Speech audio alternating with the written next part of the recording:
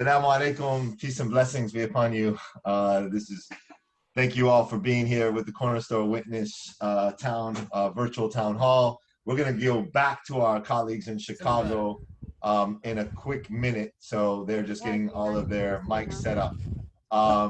In the meantime, let me go ahead and I am Rami Nashashibi, the Executive Director of the Inner City Muslim Action Network, IMAN. Thank you to all of the extraordinary supporters and the Pillars Fund for helping to make this happen. But the number of the key partners from Sapelo Square, MuslimARC, to the number of organizations that we're going to mention here throughout the program. But I wanted to start off. We are live here in Minneapolis. We are currently at North Minneapolis. This morning, Imam Makram Al-Amin, who's the Imam here and is also the Executive Director of a nonprofit, Al-Maauun, and I were on location, visiting the actual site, talking to some of the key leaders that have been directly impacted. Many of you may know Imam Makram Al-Amin has a long history of organizing, working, living in the city. We thought it was appropriate to certainly be here in conversation, not only about the specifics of what happened at that corner store, but a number of the dynamics related to it. Imam Makram, you and I were there at the site this morning. But before we say something about that, you know, as we were coming in, there was probably around 30,000 pounds of food, literally, in the parking lot being delivered here. It really does speak in many powerful ways to the history of a location like this in the heart of Minneapolis. Can you tell us what this has been looking like here for the last number of days since this brutal killing of George Floyd? Yes. First of all, thank you, man. This is an honor to be here with Iman and all the partners here. But yes, Masjid An-Nur here is, and there's a historically African-American entity here, Muslim entity here in Minneapolis, and also houses Al-Maauun, our neighborhood needs outreach services. On the ground here, man, you know, we've been responding to the needs of the community, basic needs. You know, thousands of meals a week, 4,000 to 5,000 cooked meals per week, fresh groceries, fresh produce. That's what you saw coming in, making sure folks get a healthy meal, because all the stores, everything is really shut down as a response to some of the protesting and some of the uprising in the city. But our city, it's a different moment that we're in right now. We feel it all throughout, not only here, but the country. And when we sat on the memorial site, we kind of sensed that a little bit this morning.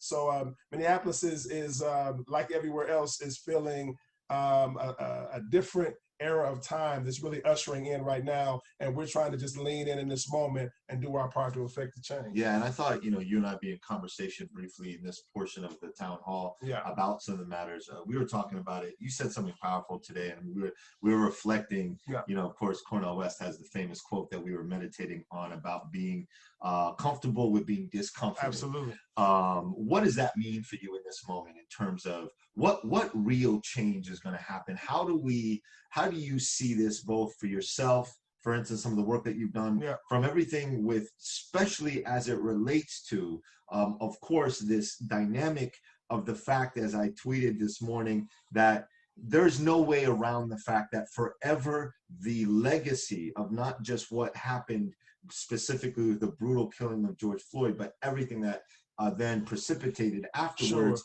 is going to be connected back to this space that happens to be a Palestinian Arab-owned corner store in the heart of a particularly residential Black neighborhood who's been there for 30 years. That is not in and of itself a statement of condemnation. It is a statement of fact. Right? And so, but we are here to talk about, again, the realities of that, and what do you see changing now in this moment? Like for you, for the work, for the stores, for the Arab communities, the Arab and Black relationships in this city. How do you reflect on that? You know, I think that there's an opportunity. First of all, I think it's an opportunity. Again, everything's different in the air right now. I mean, this is a moment, you know, sometimes we have these watershed moments where it presents an opportunity in the midst of a crisis or a tragedy. I mean, it's a tragic death of an innocent man at the hands of the Minneapolis Police Department, which I believe is really making myself do some introspection and really rethink even my relationship. I've been a contracted chaplain with the Minneapolis Police Department, serving Muslim officers on the force, being a spiritual guide and so on. But even in this moment, I'm finding myself contemplating my relationship and choosing to step back from that role, because I think it's just that we're in that moment that we need to rethink, do some introspection, rethink our relationships, but and how we're showing up, but also challenging the department and the structure itself to do better. We have to do better. And in some cases, that means reform. In some cases, that means to scrap it and come all the way back from the ground. You know, so, but even, we started about, we had the conversation as a Palestinian, as a person who works in predominantly African-American communities. I'm curious to understand, you know, your perspective on a way forward. Again, now, we know all Arab store owners are not bad actors. We understand that, but there is a narrative around, you know, and there's sometimes there's been a conflict and a rub in our communities relative to that relationship. And I know you have this corner store campaign, which I'm so excited about. Right. Help me understand from your perspective, you know, how you feeling personally about this and a path forward from an Arab American perspective. Yeah, you know, I appreciate the question and the response to the earlier question. I don't want that to be unnoted. Sure. The role with the police, for instance. I mean, we're going to be challenging store owners moving forward with this Corner Store Witness Initiative that, you know, there are many more productive ways of mediating disputes. There are many, and we are grateful that this current store owner has now publicly declared moving forward that will not happen. There's no way, unfortunately, to reverse the reality that it was that call. That's right. However it happened, however the circumstances that led to the brutal death and strangulation of our dear beloved brother. And I think we have to recognize that call did not happen in a vacuum. Right. That call happens in a context of aggressive criminal policing and criminalizing of communities. And as you mentioned, you know, this fundamental reassessment. People have been talking about defunding police. That sounds like a radical notion, but in many ways it's not. It is, in fact, such a logical notion that we are overfunding the policing of our community. That's not working. Counselors should be funded, social workers, and I think you're going to see that community organizers can be funded. There's multiple ways to actually sustain the stability. And the reality is, if this store owner has said that they've only called for a counterfeit bill in 30 years 3 times, the fact that on one of those calls it led to the brutal death, of this individual and led to the precipitation of folks of these events across the country, I think is an indication of how significant the work of radical police reform and perhaps, quite frankly, reconfiguration of notions of what community policing looks and feel like is underway. And I think those conversations are no longer just being had in radical circles. They are now being held among people who are fundamentally revisiting this issue. So I think I want to commend your position on and bold stance on stepping away from that. I would also say, listen, as a Palestinian, this is nothing new for Iman. As Shamar will probably let you know, our first in 1997, one of our first initiatives was called the Alternative Business Campaign. We're addressing these things. I come to this as a person that worked with Palestinian Black communities that lived in the same neighborhoods with one another, intersecting around some of the same issues. Having said that, yes, I'm still often, and Iman is much more consistently in Black spaces where this issue is very real. And I challenge, and I've challenged Palestinian owners. I love I'm Palestinian. My people go back many, many centuries in that part of the world. I love our people. I know what our people are capable of. But again, the Quranic verse and tradition that says, you know, be people of justice, even if it means standing against your own selves. We must challenge our community. And this must be a moment. I'll give you an anecdote. There was once a contingent of Palestinians that were on tour on the south side of Chicago. It was an alderman from the west side, a Black alderman, well known in Chicago, who was taking a group of Palestinian lawyers, organizers, civic workers on tour. And at one point, they were meeting with me and a group of Black residents, and a mixed residents. Several of them were African American. There was an older African American woman that said essentially that they raised the question to them that, listen, they presented a question to them that said, to this young, older African-American woman, how do you feel about your tax dollars at work funding the military occupation of our people? Wow. And I thought that was a real provocative question, and I actually took some issue with it because I said, you know, yes, military occupation of the West Bank and Gaza and the atrocities of the IDF are something that all Americans are complicit in one way or the other because we bankroll it, right? Having said that, I said to the Palestinians there, I said, are you seriously here on the South Side confronting an elderly African-American woman who is day to day just trying to get by, weak on the struggles that are going on the South Side, let alone try to think about what's happening downtown or thousands of miles away in Palestine? I said, you should be, your time would be better spent going, talking to corner store owners and Palestinian-owned businesses in the inner cities, because in many ways, residents in those neighborhoods perceive those store owners in the same way many Palestinians perceive Israeli settlements in the West Bank. The minute I said that, that elicited a almost response of absolute fury among the Palestinians, who suggested that I have no business as a Palestinian American making a comparison between settlements, illegal settlements, and what they said are legal businesses run in the neighborhood. Here's my challenge in this moment, my dear beloved Palestinians, brothers and sisters. And I know we're ready on site back in Chicago, and we'll get here shortly after we're done at this point.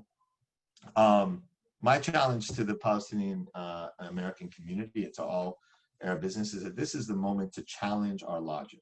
If you think about that, why an Israeli settler is using in many ways either the logic of a historic biblical claims to the land, or in some cases those settlements are essentially just urban sprawl. I was just recently in Jerusalem. Some of the settlers are just living with free subsidized housing outside our land. They use the logic of the state and the logic of old religious claims. My question is, as this week happened in Chicago, I don't know here, some of the Arab-owned businesses in the neighborhoods in Chicago literally had Palestinian owners posted outside with military arsenal to protect the stores. When I see that, I see what resembles a settlement. And the logic, what justification are you using to be in that Black community? And we have to ask ourselves, what justification are we using? It's a legal business under the framework of a capitalist framework that has exploited and driven these communities time and time again into the far edges of all kind of issues. I reject that. I reject that. I don't think, and to your point, I think this is a moment of not being comfortable with being discomforted. We need to reinterrogate the logic of what brings minority communities like ours into the heart of disinvested and communities that have historically been suffering. And so for me, I don't just want to challenge our community, I want to give them an alternative. Wonderful. And I think Iman's work for the last 20 years has struggled to give them an alternative. Because I know, as you were saying, our community is filled with people who are extraordinarily generous, who will try to do better, who are working with people on books that have literally a month worth of supplies and give them credit. I've seen that personally. And I've seen beautiful relationships between corner store owners and the Black community. But I feel like this is a moment where we need to challenge the logic, not just of the store owners, but of the larger Palestinian Arab immigrant communities, to say we must go beyond just the logics and the dictates of capitalism when it comes to how business operates in urban disinvested neighborhoods, because that logic has oppressed and abused people, and we are complicit in that abuse. And we need to dig deeper. And I believe this is a moment, like you were saying, when I walk through Minneapolis and I go through places in the neighborhoods, it is a moment, and I pray, God willing, that we'll be able to kind of, go there. I appreciate being here in Minneapolis, and we'll talk a little bit more, Alia, about the campaign with Al-Maauun. But I think right now, I want to go back to Chicago to talk, have our Deputy Director, Shamar Heffill, who's on location in front of one of the 50 or so corner stores that we've worked with, to really talk a little bit about those relationships and to talk about what the alternative has looked like. Sure. Thank you, Rami. Thank you, Rami and Imam Makram. Assalamu alaikum, everyone. Again, we are live here, as you probably just joined us here on Chicago South Side in Inglewood. We are in front of one of our partner corner stores here in Chicago, part of our campaign that we've been operating over the last 15 years, and even in some capacity over the last 22 years. Morgan Mini Mart stands the site right now where we are here with one of our partner store owners, Sammy, who's been in the neighborhood for 30 years. A long-time Inglewood resident, executive director of Imagine Inglewood, and resident leader with the campaign, Michelle Rashad, and our green reentry interventionist specialist, Bilal Evans, who will be giving us, everyone here will be giving us some perspective on the shifts in the climate around organizing for a new reality around our corner stores. In the backdrop, as you can see, we're here providing food for residents, one of the very few stores that's still open in this moment, and it's very important for us to have the opportunity to do that. Thanks and support for entities like Chicago Beyond. It helps to provide the type of food necessary in and around neighborhoods that are food insecure heavy right now. And so my name is Shamar Heffill. I'm one of the deputy directors at IMAN. And I'm excited here to be joined with a panelist that really will help us get some perspective around this horrific, tragic situation that happened in Minneapolis, that we all know often so very well that these tragedies happen in and around the complexities and dynamics of corner stores. And as we get ready to get started, I wanted to really open up and start with you, Sammy, a corner store owner who's been in the neighborhood for 30 years. Have seen so many different dynamics in and around corner stores. You've joined the campaign over the last 5 years.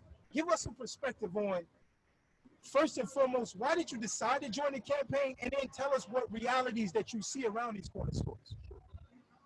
First of all, Shamar, thank you, and I want to thank the Imam Group for having me here and giving me the opportunity to speak about these things that are going on in the community. For one, yes, like you mentioned, I've been in the neighborhood for over 30 years. I've seen many things have changed, but this time it's a lot different. I think a lot of people have pent up demand for more justice in our communities and also within the leadership of this country. I know that the reason that I joined and wanted to be part of the Imam Group is for the fact that they and I stand for the same thing.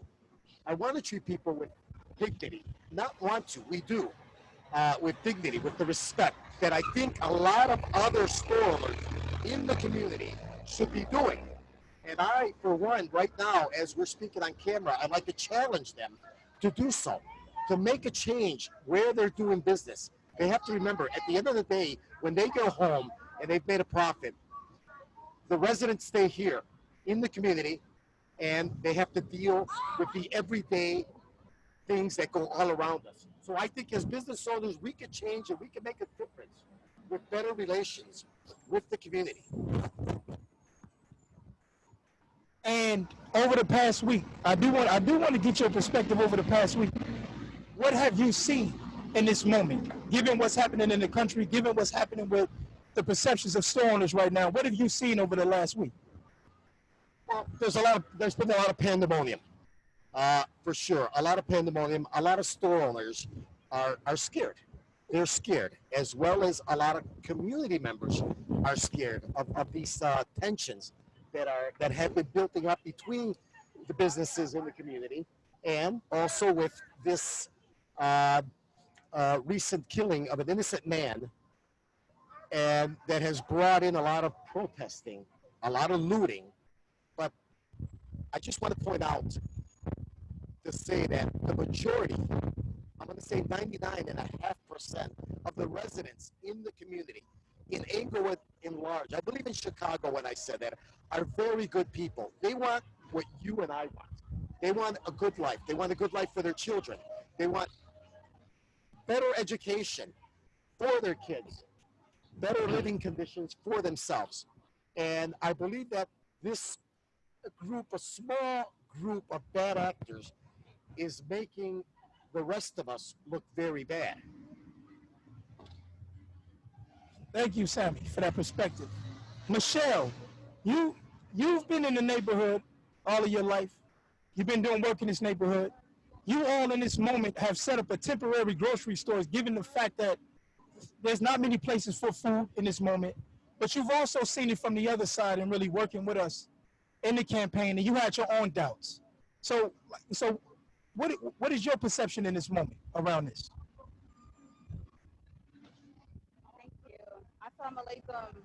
Peace and blessings to you all. I definitely want to give peace and blessings to the family of George Floyd and all those who are victims of systematic racism that exists within this country. Well, being born and raised in the West Inglewood neighborhood, I have a very interesting relationship with corner stores. I grew up in an area where corner stores were the only businesses that really existed in the neighborhood. Within a half-mile stretch, there's about 4 different corner stores. All of them were very similar. Bulletproof glass and or bars on the doors in which they served people. Customer service, something that's not valued. And corner stores was just not something that we were told we could hang around. It was either you go in, you get what you need, and then you leave because of the things that happened around corner stores. Fights that happen around corner stores. And as you've just seen in this country, literally you lose your life, in front of a corner store. And so it was not somewhere that my family, my father wanted, us to hang around because of what it symbolized in our community. But at the same time, it's such an important place in our community. It's a part of our everyday lives. Some of us stop at the corner store every single day, to whether it's to get groceries or to get snacks, to and from work, to and from school. It's a part of the community. However, my experience in the past has been, it's a place that you get items, but there's no relationship building. And I greatly appreciate IMAN for the work that they're doing around corner stores, and even being a part of the steering committee for the 63rd Street Marketplace. Because for one, I'm able to be a part of the conversation and development in the community where it's just not happening to me as a resident or as someone who works here. It's something I can actually be involved in. This is what I don't like. This is what I value as a resident, and I want to see that happen in this new store. So I'm really thankful for that opportunity.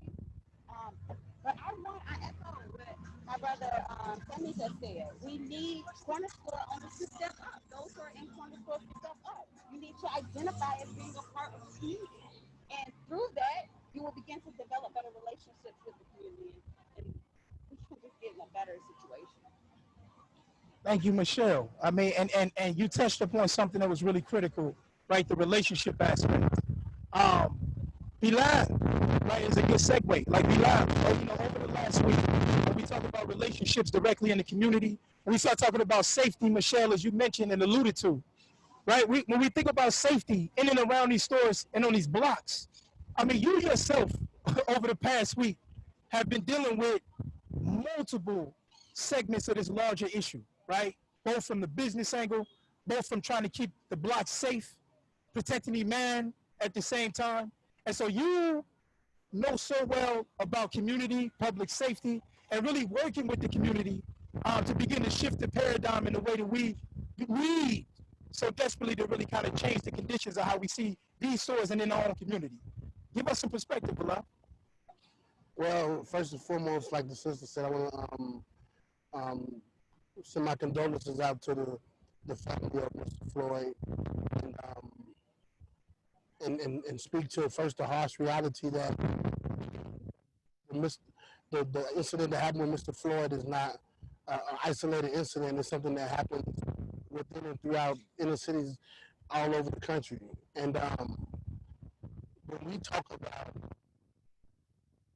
policing, I think that the whole idea of law enforcement plays a major role in why the police have such a strong arm on the necks of African Americans in the community.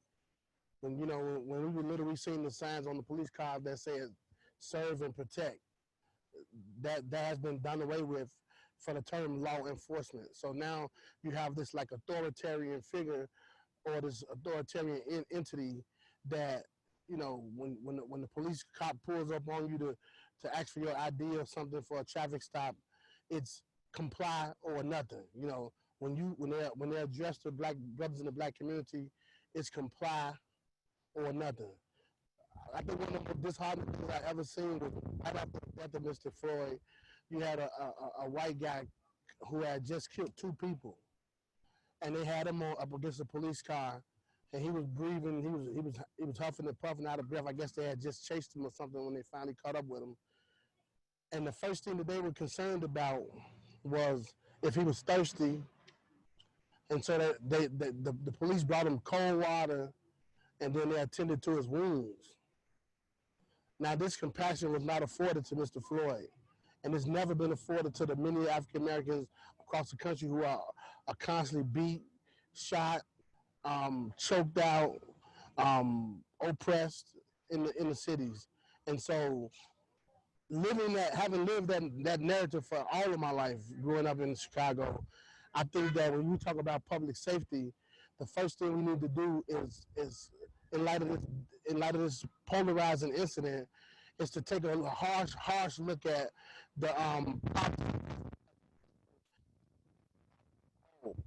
dismantling that system and redoing it. Get rid of all those older hierarchies in the police station, how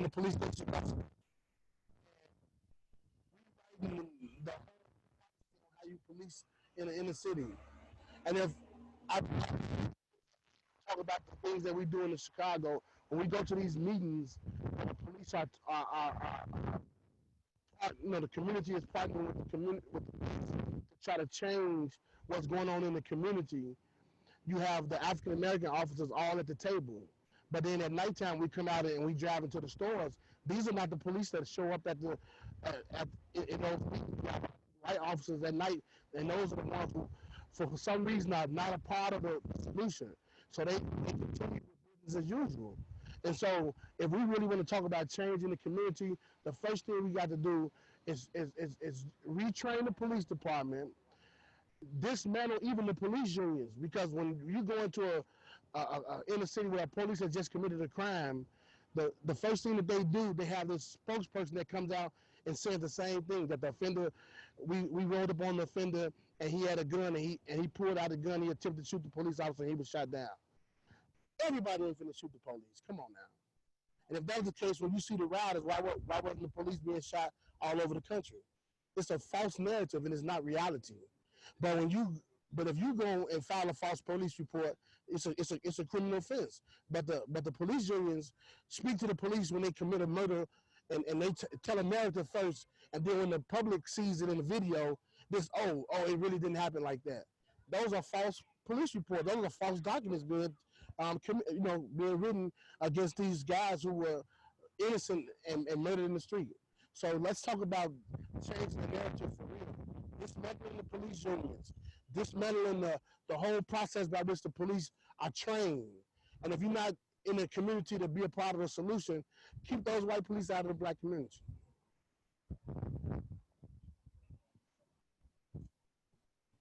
I appreciate that, Bilal. Bilal is our green reentry intervention specialist, responsible for a lot of intervention with our guys in our green reentry program, keeping them on track, right, through a 12, 18-month cycle, who are coming directly from these blocks, right? And also, him and his outreach team spend nights on these blocks, working in and around these stores, trying to both keep blocks safe, but at the same time begin to help inspire a new narrative around the type of relationships around police and community. Iman, and as you can see, this is a very complicated, messy issue when we talk about corner stores in neighborhoods that exist like this. I mean, we're not only talking about fresh foods, health and wellness, and produce placement and sales in stores. We're talking about people's lives being endangered by how they're being, how safety is happening. We're talking about mediating conflicts. We're talking about trying to get store owners to understand the realities of what residents live with every day. At the same time, while still trying to do business in the middle of all of these complicated legislations, all of these things that have happened to African American communities for so long. And IMAN as an entity, it's right for us to be able to be the entity that mitigates, that step in to really kind of create a new reality around how do we, first and foremost, agitate stores to step up with a new model. But at the same time, how do we inspire residents in the community to think about do for self and to step up and to be able to respond and organize? And this is why this is not just a community development campaign. This has been a campaign where we've had to really sort through the messy intersections around this issue to begin to get people, as you see here today, to be able to understand what the issues are, working together, trying to mitigate violence, trying to deal with health disparities, trying to deal with food insecurities. And IMAN has been on the front line of that over the last 15 years, trying to change the narrative, trying to really push a model, a new reality. Michelle embarked on a model that you will hear about in a little bit. But before you hear about that model, I want to be able to turn it over to Marguerite and our partner MuslimARC in California to kind of give us, an upcoming training, being part of the solution.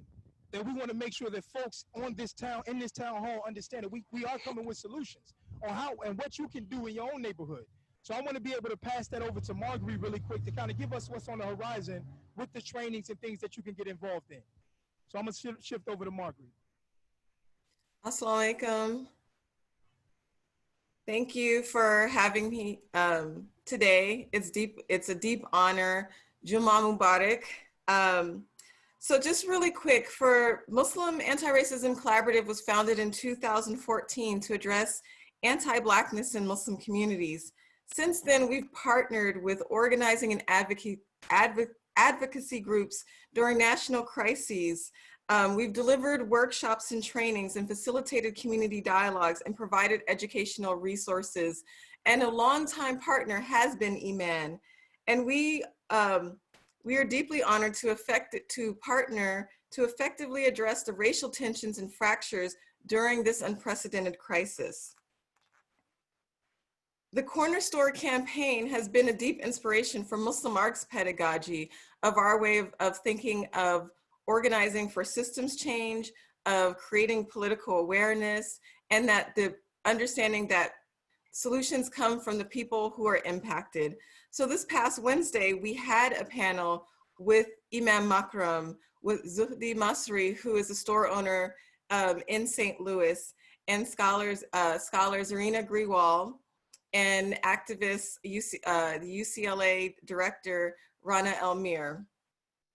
And that discussion helps inform the type of pedagogy that we're developing with IMAN. We believe that this training, this partnership between IMAN and MuslimARC will support the implementation of IMAN's 7 principles to provide store owners with a pathway for playing a role towards towards being just and righteous witnesses against the type of violence that we've seen.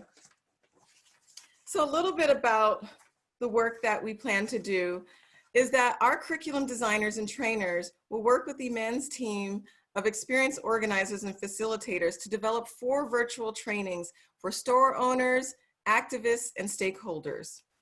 And our learning objectives are 3-pronged. 1, faith, that we will root this initiative within a faith-based, Black and brown liberatory framework that outlines the 7 corner store principles. Anti-racism. We believe it's important that anti-racism is culturally relevant and that is grounded in the people's experience. So we'll provide that type of training to corner store owners and stakeholders through an exploration of racial socialization and situate immigrant-run stores in the historical and social dynamics of the neighborhoods where they work. And power. We hope to show store owners and stakeholders how they must build power by forming authentic relationships and increase safety in communities where they work through the implementation of the Corner Store Witness principles.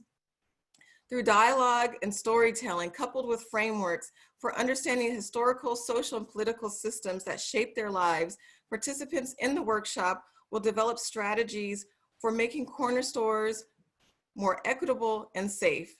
And that includes giving the frameworks and grounding in our history so that we can move participants into that radical framework so that we can envision new ways of being in community together. Thank you.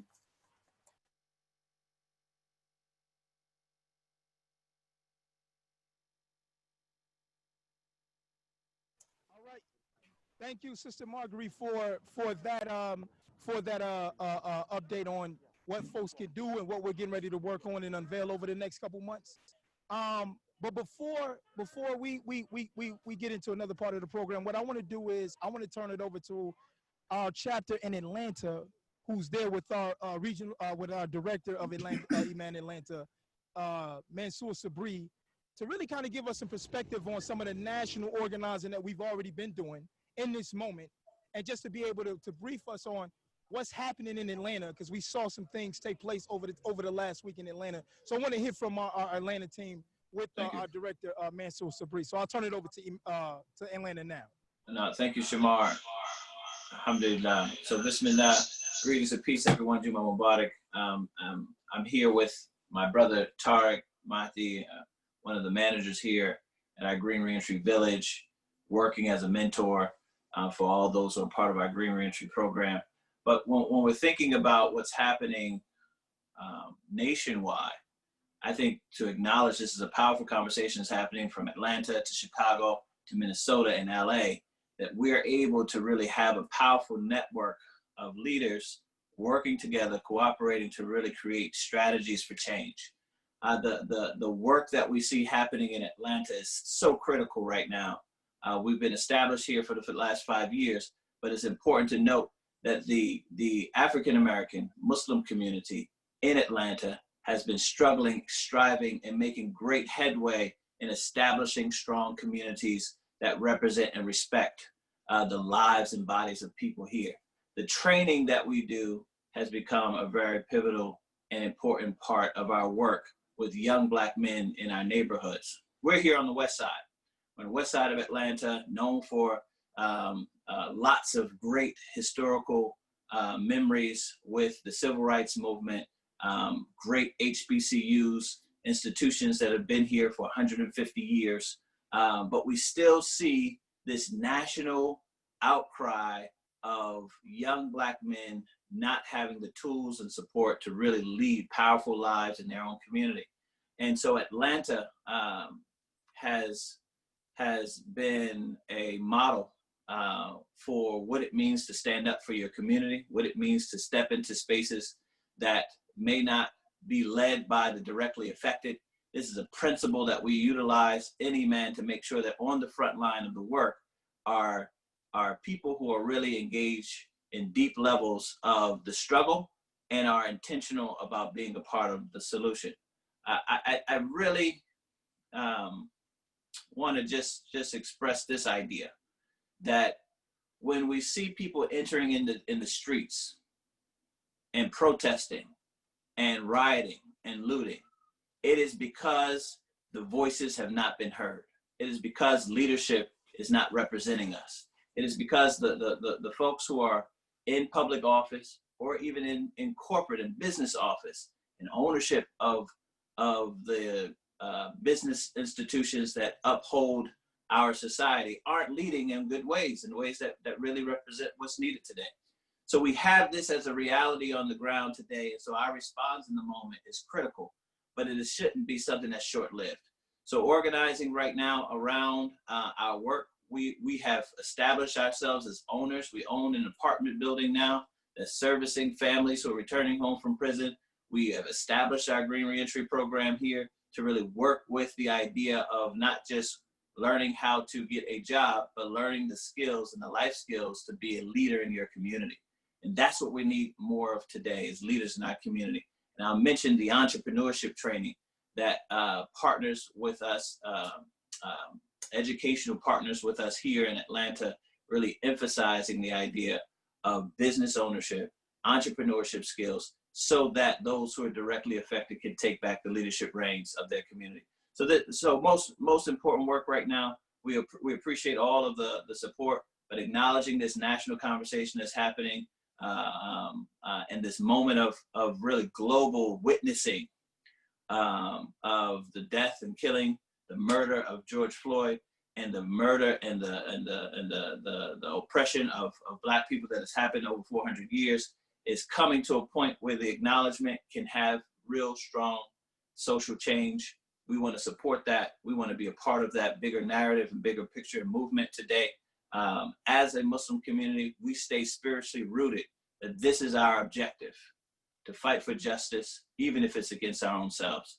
So I want to turn it, I think I'm turning it back over to Minnesota, where Dr. Rami is with our Imam Makram, right there, where this particular incident has begun, but making a strong case for how our community can move forward and support some change. So back to you, Dr. Rami. Assalamu alaikum. Thank you for all of that. And I think since we opened up, we'll go back to Chicago, but I just want to say this one point as we do that, and Makram and I have been talking about, again, the link of what everything you've heard Mansour and Bilal Evans talk about to the relationship to these stores, to these communities. Again, Arab, Palestinian, Yemeni gas stations, chicken and fish establishment, phone shops, corner stores, liquor stores, they populate these urban centers where across the country. And that is not in and of itself a crime that we are challenging our communities with simply being present. We are saying that now that we are present, the reality is those immigrant communities that came to these urban centers in the 70s, and the 80s, and the 90s. My grandfather came to Chicago as a refugee, as a Palestinian refugee. They're not responsible for the creation of the abandonment and the neglect of these post-industrial urban ghettos that everyone was fleeing, that created the food deserts, that created these kind of incarcerated connections where these over police, yet we then inherit that. Sociologists call that kind of this middleman minority dynamic. And I really think maybe one last closeout to you before we go back to Chicago is what signs are we seeing here in Minneapolis among these immigrant store owners, the store owner of Cup Foods himself, that this can be a lasting change?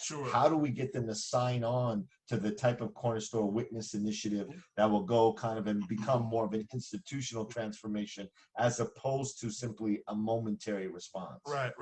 And I think really it's going to rely on providing a framework. I mean, in my conversations with the store owners there in recent days, since this tragic incident, they've all expressed a need to want to do better. They know that some improvement needs to happen. They know that they want to be an asset to the community. They've been long standing. We're talking 25, 30-year presence now. They're not just fly-by-nights. They've been here for a while. But I think helping to have a framework like what Iman has put together, I think is really going to help propel that into that, to get deeper roots. Because again, outside of a framework and an organized fashion to go ahead, then this will become just a flash moment in this way. So I think really laying this out and having the willingness, a lot of this work is not necessarily rocket science, but I think it begins and ends with the will to do. Right. It's the will to do, right? So I think the will is there, and we just have to help lay out the path for them, and which we want to partner with them, to be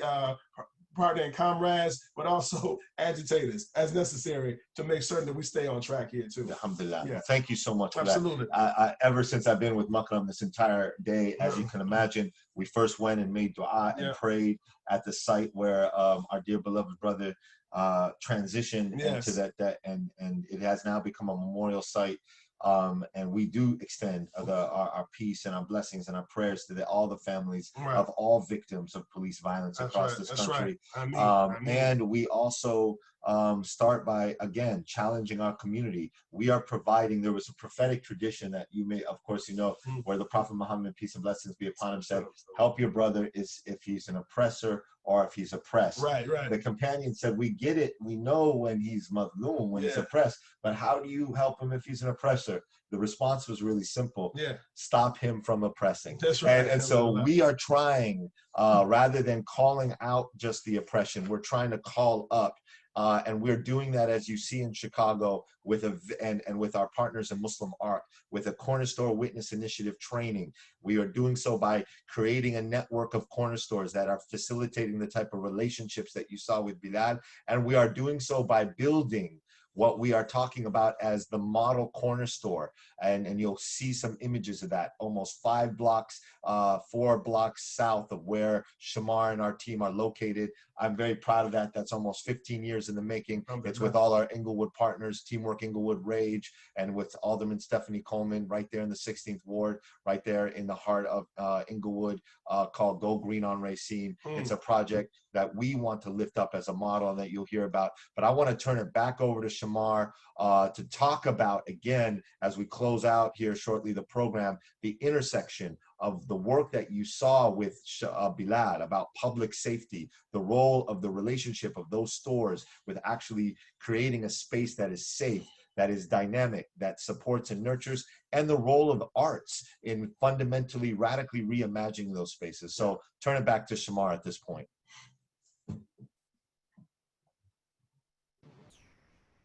Thank you, Rami. MashaAllah. Assalamu alaikum again, everybody back in Chicago. So, yeah, I mean, part of this larger discussion, as Rami mentioned, you know, in the heart of this campaign, we know that there's, when I was talking about the messy intersections of this reality around corner stores, part of the campaign of what Iman has been doing and kind of shifting the store culture around these stores is using arts. Arts as a vehicle, as a tool to both inspire to connect disconnected people and communities and disconnected communities, but also as a part of really lifting up the reconciliation, oftentimes to provide a different feel around these stores, to really inspire, right, a new reality in the way we think about the world as it is.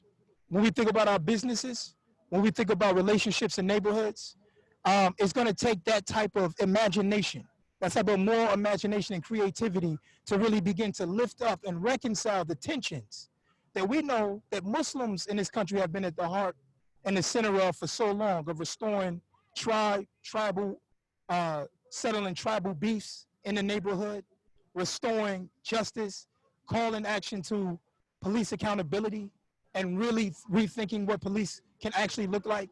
It has been Muslim communities on the forefront of really bringing people together. And so, and part of that bringing folks together, I want to lift up an artist who have been on our artist roster, Phenom, who is no stranger to Iman, that has done phenomenal work himself, mentoring across the city, working directly in Inglewood with us at around at least 15 of our partner stores, and really kind of helping folks shift the dynamics and think about corner stores and think about how we can really move beyond this moment. So I want to give him an opportunity to really kind of share his creative talents and really kind of help us to be inspired in the way we organize for this new reality. So I want to give it up for our brother Phenom. Right, okay, I'll sit here and chill. Peace and blessings to everybody. Yeah, let me do that. Yes.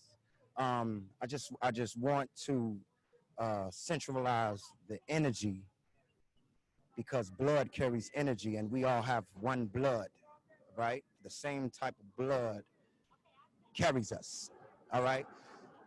Many blessings to the people, any color them be. Many faces, many places, it no matter we. One blood, one love, one blood, blood, blood.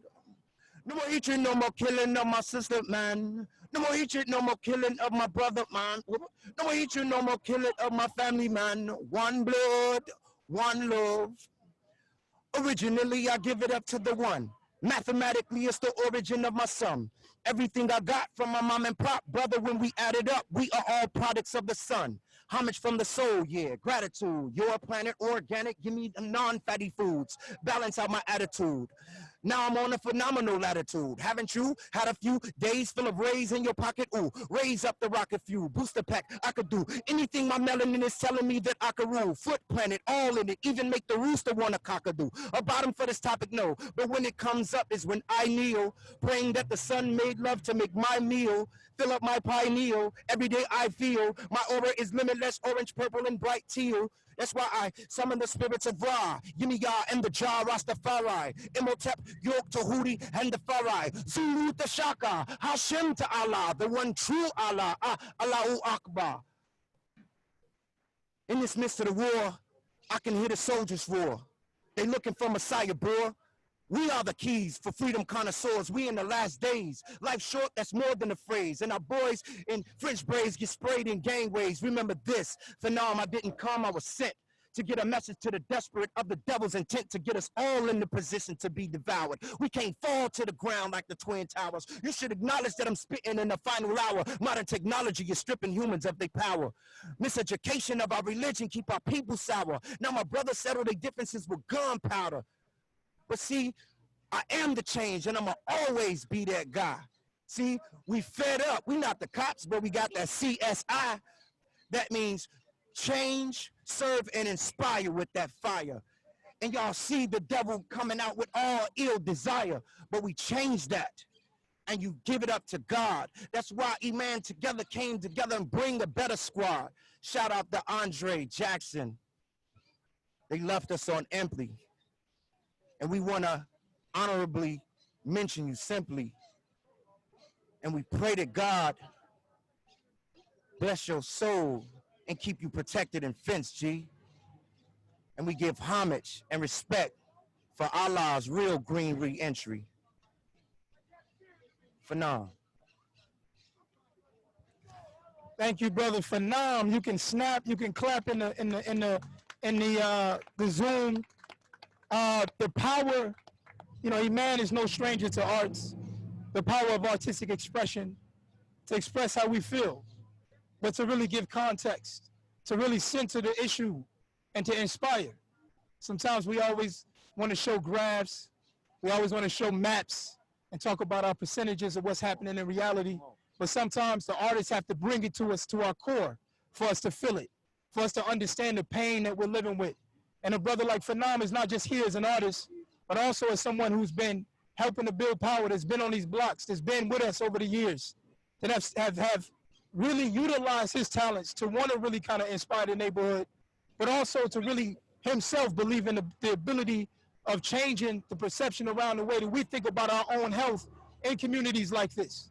And we know that these stores are mini ecosystems in our community that will allow us to be able to shift the mindset of our own selves, to be able to want to do better for ourselves. And we've worked with entities like UIC, with Dr. Angela Odom-Jung, to really kind of push out research to say, if we know better, we do better. And sometimes we have to express that creativity to inspire folks to do better. So I appreciate you, Phenom, for giving us that powerful piece. But before we close out, we talked about Iman's model, a little bit about Iman's model, about the campaign, about ways you can get involved, about ways that what we can be doing in this moment, the inspiration lifting up. But we want to go deeper, and I want to turn it over to Alia as part of a call to action and an ask of what we can be doing outside of this town hall. So I want to pass it over to my colleague, our other deputy director, Alia Bilal, to kind of tell us how you can get more involved. Assalamu alaikum, everybody. Peace and blessings be upon you all. Thank you so much, Shamar, for everything that everyone on the ground there is doing, our partners in all parts of the country, in Minnesota, in Atlanta, in California, and all over. Again, we really just appreciate the folks who have gathered here, both on Zoom and on YouTube, watching this, and those who might watch this afterwards. You know, before I dive into some of the really concrete actions that everyone on this call can make I want to take an opportunity to thank our partners for this event. You know, without them, we would not be able to do this. Without all of the work, you know, that the partners and the collaborators and the you know, allies that we've been building over the last 22 years, we wouldn't be able to do any of the work that we do. We really appreciate them. The folks who have, you know, been a part of making this event possible, of course, are Muslim Anti-Racism Collaborative, we heard from earlier, Margaret Hill, MuslimARC, Salo Square, the United Congress of Community and Religious Organizations, Al-Maauun, of course, they're in Minnesota, Alam, and of course, you know, Go Green on Ray team, which I'll touch on a little more. And of course, all of this is very generously supported by Pillars Fund, our very dear friends at the Pillars Fund. So thank you to all of those. Thank you also to everyone in who is out there watching today. There, you know, have been funding this work, who've been making this work possible through either grants or I'm getting said I'm choppy, so I'm going to take this out. Thank you also to everyone who has funded this work over the years. Foundation partners from all across the Chicago area, from across Atlanta, from across the country. Thank you to donors who have seen, you know, the importance not only of this mission, but particularly of this issue, and who have funded it and allowed us to continue doing this work. We could not do this work without you. You know, this will always be an issue that is very, very personal. You know, the issue of corner stores in inner city neighborhoods is something that actually brought me to IMAN. You know, as the daughter of African-American converts to Islam, who was born and raised on the south side of Chicago, and also raised in a community of, you know, on the southwest side of Chicago, a community of prominently Arabs, Palestinians, Syrians, Yemenis. You know, this is an issue that is extremely close to my heart, and is something that really brought me into this 22 years ago. And what, you know, both excites me, agitates me, makes me feel, you know, empowered to really do something is just having seen the model very personally, honestly, seeing the model of an organization like IMAN to be able to get in the middle of these very sticky issues, these very difficult issues, painful, often bloody issues, and say that we are going to be a force that that brings people together, and deals with those issues, does not shy away from those issues, does not you know, shy away from the complexity and the tension, that says that we're going to deal with those issues you know, upfront. And we're going to deal with it in the best way. We're going to deal with it with the ihsan, the excellence that we are taught in the Muslim community to strive towards. And that is something that I definitely cannot take for granted, that we have an entity that that is striving to do that and has been striving to do that. And we're not alone across the country. We know that there are others who have been doing this work for decades, and folks that we're indebted to and that we stand on the shoulders to for this model. So to touch on these, you know, these action steps here, how people can get involved. We, you know, since I started IMAN 11 years ago, we have never had any shortage of people every single year who are asking, how do we do the type of work that IMAN is doing in our state, how do we, you know, how do we start this? How do we see this? And, you know, IMAN is not always, you know, there's not going to be IMAN in every state, probably in my lifetime.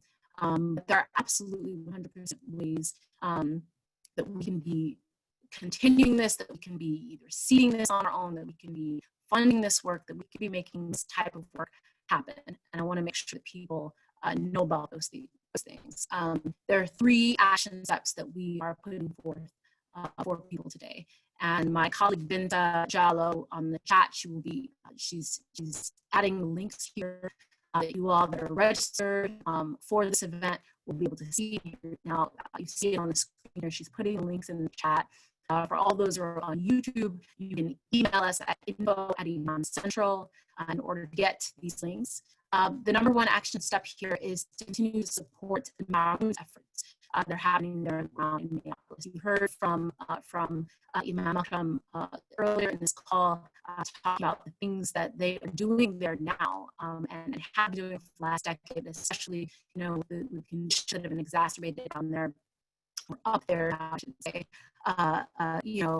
The situation is that people are in need basic supplies, pharmacies and grocery stores, of course, have been shuttered, have been burned, and so they continue to need our support. They have a campaign that is going on GoFundMe right now, and they still need $100,000 more to reach their goal. So I urge everyone in here to share the link with your network, your family, and to continue to support Imman's efforts as they attempt to rebuild some semblance of life there in Minneapolis and continue to serve the needs of the people that are in that neighborhood. That's number one. The number two action step for us is this. You heard Sister Marguerite from MuslimARC talk about this training that we are putting together, the Cornerstone Witnesses training, which of course is an extension of the long, decade-long campaign that IMAN has been leading in Chicago, our Cornerstone campaign. This will be a training that really anyone who is interested in being a part of this, this change in our communities, and specifically in speaking to the realities, the complexities, the issues that happen in corner stores in inner city neighborhoods. We urge you to sign up for this training, be part of this. If you are a store owner, if you are a store manager, if you are an organizer, if you're an activist, if you're just someone who is interested and is committed to seeing the necessary change and the necessary shifts being made in our communities all across the country, this training is for you, and we urge you to be a part of that. So please go ahead and sign up. There's an interest form that Binta has added to the chat here, and we'd like for you to sign up and learn how to actually be a part of the training that comes out once this curriculum is complete. That's the number two action step here. The third action step is one that I'm really, really excited about, because this is one that we've been talking about for at least all of my tenure at IMAN and longer than that. You've heard Rami and you've heard Shamar allude to the fact that we have not only been working with corner stores that exist on the ground in inner city neighborhoods, particularly across Chicago. We have been working with them, in spirit, making sure that the assets that we have in the neighborhoods now are assets that work for our neighborhoods. But we have never lost sight of the fact that we need to build the model for store. We need to build towards what these kinds of institutions can actually look like and be like in our neighborhoods. And that is what you're building today. For a long time now, we have been putting pieces together for a store there on the ground in Inglewood, just a few blocks away from where Shamar and my colleagues are at MuslimARC. We are building what we're calling Go Green Community Fresh Market, and that is in process now. We have our brothers, who are alums of the Green Industry Program, who are building that site every day. We're reporting to the work site at 7 a.m. in the morning and making sure that they're a part of building that for our community. And this is something that, this is a fresh market. It is a place where people can get their regular needs. And it's something that, of course, will serve first and foremost the needs of the folks there in Inglewood, in our neighborhood in Inglewood. But it's also something that will serve as a model for how this type of grassroots community-led development can happen, not only across Chicago, but across the country. And we ask for people to see themselves as a part of that model building and to invest in that model. We are asking people to actually become a part of the fresh market by becoming a friend of the fresh market. And there is a link, again, that is now in the chat that you'll be able to use in order to actually sign up and commit a dollar amount to becoming a friend of the market. This is something that we're excited about. This is a market that's going to be operated on principles of cooperative business, and is one that's going to collect members from the local Inglewood community. But we recognize that what is unique about our model and unique about the work that IMAN has been doing over the last 22 years is that we're bringing people together. people that see themselves as having a direct stake in the work that's happening in Inglewood, and people that recognize that regardless of where I am in the country, regardless of whether or not I'm going to shop at a store like that, it is in my direct self-interest to be a part of an effort like this that can serve as a model for organizations and for communities across the country. And we ask for people to invest in that model, and not to do that with their their tweets and their retweets and their likes. We appreciate all of that. We need that. We appreciate the prayers. We appreciate the encouragement. We appreciate the support from people. But what we are asking is for a financial investment into this model, into this corner store. And so you sign up now on our website to be a friend of the market. And we really appreciate and hope that all of you that are on this today, that are on this Zoom, that are watching live on YouTube, that will be seeing this later, will show up and show out as friends of the market. And we want to be able to take this back to the people that are funding this initiative, back to our partners across the city, and show them that the community of people across the country are really behind this. The power in a model like this is the power of organizing that we've been leading for the last 22 years. We couldn't do that without the partnership of people and entities that have been doing the same kind of work. And so, I already mentioned that one of our partners, of course, is Go Green on Racine. That we've been building towards for a while. Our Go Green partners, Rage Resident Association of Greater Inglewood, Teamwork Inglewood, EG Wood, and of course IMAN. This is a collection of partners here who are now working on this equitable development initiative to close the health and wealth gap in Inglewood. We're just really excited that this fresh market, this Inglewood Go Green community fresh market, is the first step of that initiative. So please be a part of it, support it, support all three of these action items. Let us know if you have any questions. With that, I'm going to turn it back over to Rami and Imam Makram in Minnesota to close us out. Assalamu alaikum.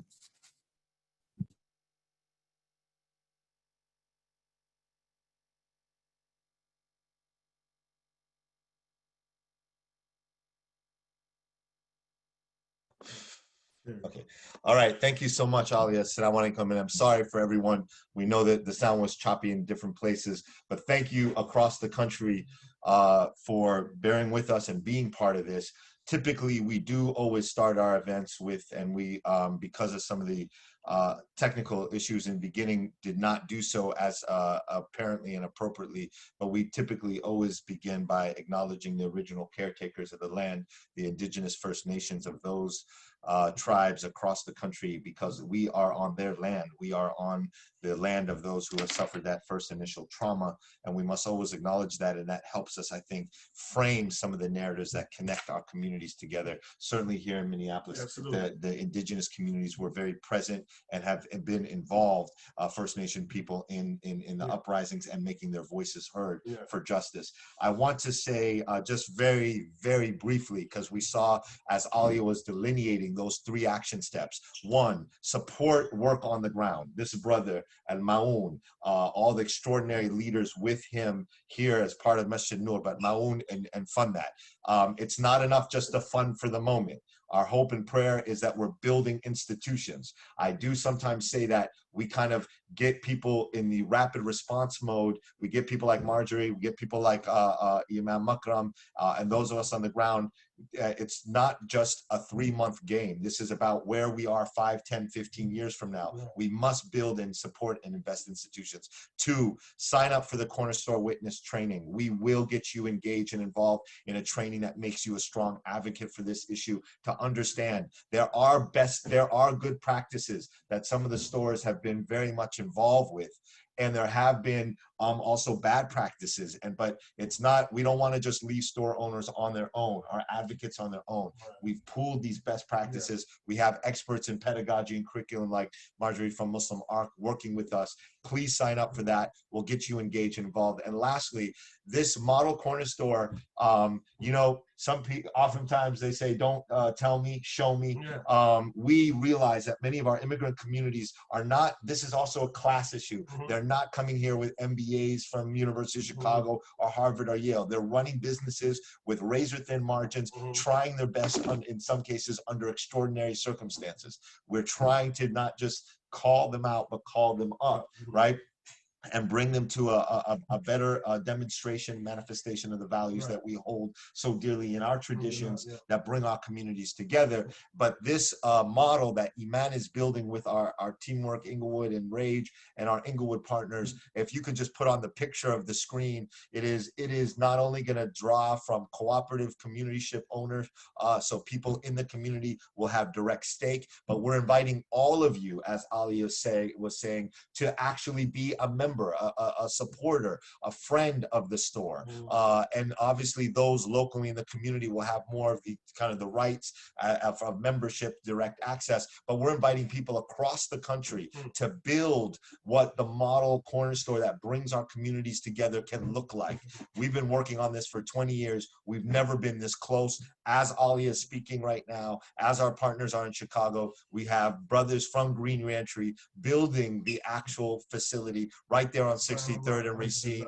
It's only months away from being a completion, but it is a phenomenal source of light and hope in the community. And if you see the image on the screen, there's some phenomenal kind of renderings, and it's going to look like that, God willing, and inshallah, a dynamic, holistic community fresh market that incorporates artistic expression, that incorporates access to locally produce sourced foods, that provides a space that is dignified, that is engaging, that is inspirational, that is not driven by major corporations that are coming into our communities, that lift up the ways in which Black and brown communities can and have come together in ways that demonstrate that we don't need to be constantly not only pitted against one another, but told that we don't know how to work with one another. Our communities have been doing that and lifting up each other's narratives, and we're so inspired that this works here.